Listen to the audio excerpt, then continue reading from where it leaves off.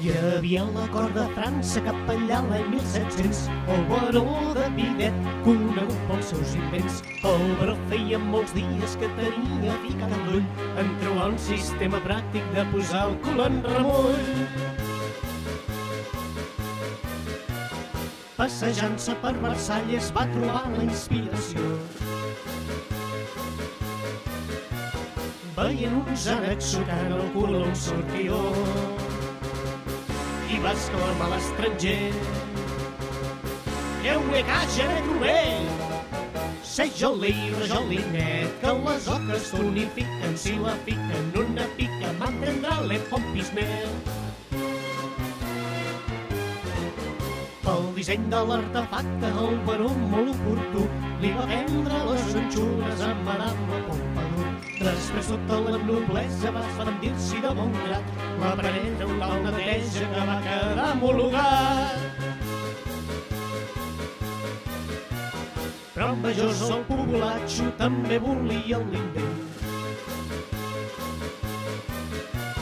Per poder-s'hi estrenyinar asseguts còmodament i amb tota la camarilla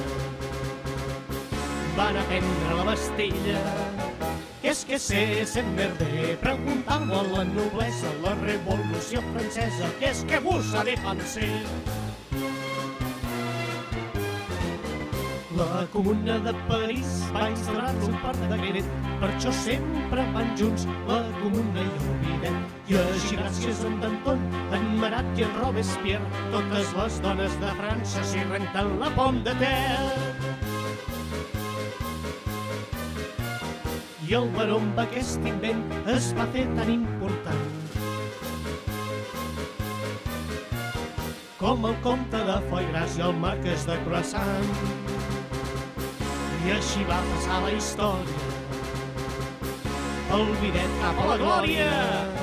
I és que és tan refrescant, quin delit, quina falera, pel davant i pel darrere i pel davant. I és que és tan refrescant, quin delit, quina falera, pel davant i pel darrere i pel davant.